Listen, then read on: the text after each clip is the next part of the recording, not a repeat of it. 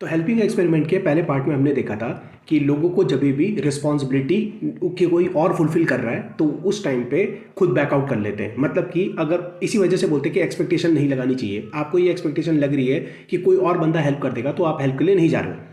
अब उन्होंने क्या करा, उन्होंने इस एक्सपेरिमेंट के रिजल्ट पे एक और कंक्लूजन निकाला। उन्होंने क्या करा, इस एक्सपेरिमेंट की एक क्लिप बनाई और इस एक्सपेरिमेंट के दो बंदे जो बहुत ही डिसेंट थे बोलने में, वो एक क्लिप काट के 3 मिनट की दो ये अलग अलग बंदों की क्लिप बनाई 3 मिनट की, ठीक है। और वो बंदे ना बोलने में बहुत डिसेंट थे, जैसे कि मेरी लाइफ ऐसी चल रही है, बहुत शांत स्वभाव से वैसे बोलने वाले थे। और उन्होंने ये क्लिप ना कुछ सब्जेक्ट्स को दिखाई, नॉर्मल लोगों को, ठीक है।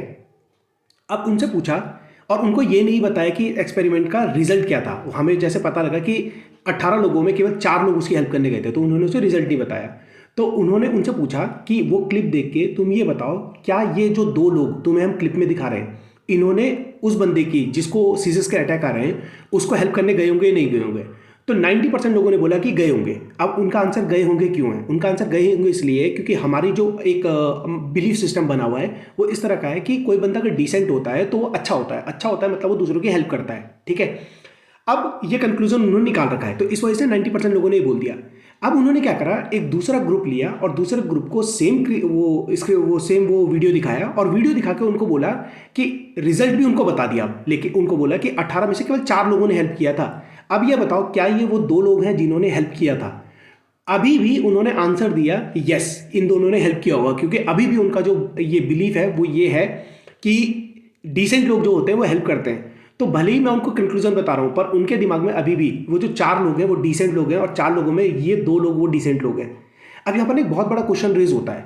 मैंने आपको साइकोलॉजी का रिजल्ट बताया कि 18 में से 4, मतलब इसका परसेंटेज कितना लो है, लेकिन फिर भी ना आपने अपने बिलीफ सिस्टम को नहीं तोड़ा, ठीक है। मेनली इसमें यह समझ में आता है हमें कि साइकोलॉजी पढ़ा के कोई फायदा नहीं है। क्यों फायदा नहीं है? क्योंकि आपको रिजल्ट बता के, अगर मैं साइकोलॉजी के सारे एक्सपेरिमेंट के रिजल्ट भी आपको बताता हूं, मैं आपको स्टैटिस्टिक्स बताता हूं उसके सारे, लेकिन आप फिर भी अपना बिलीफ सिस्टम चेंज नहीं करने वाले। हाँ, आपको एक नई इंफॉर्मेशन मिल रही है, नई इंफॉर्मेशन एक फैक्चुअल फॉर्म में मिल रही है कि ऐसा होता है, लेकिन उस फैक्चुअल फॉर्म के बेस पे आप अपना बिलीफ चेंज नहीं कर रहे हो, ठीक है। तो इसका मीनिंग उन्होंने डैन kahneman ने निकाला था कि साइकोलॉजी फैक्ट बेसिस पे पढ़ाने का कोई फायदा नहीं होता। क्यों? क्योंकि जिसको तुम साइकोलॉजी पढ़ा रहे हो वो स्टूडेंट को नई इंफॉर्मेशन पता लग रही है, लेकिन वो अपना बिलीफ सिस्टम चेंज नहीं कर रहा। वो नेचुरली वैसा ही बंदा है जैसे वो था साइकोलॉजी पढ़ने से पहले। अब इसका अगला पार्ट मैं आपको पार्ट 3 में बताऊंगा, एक और इसका कंक्लूजन है। Thank you.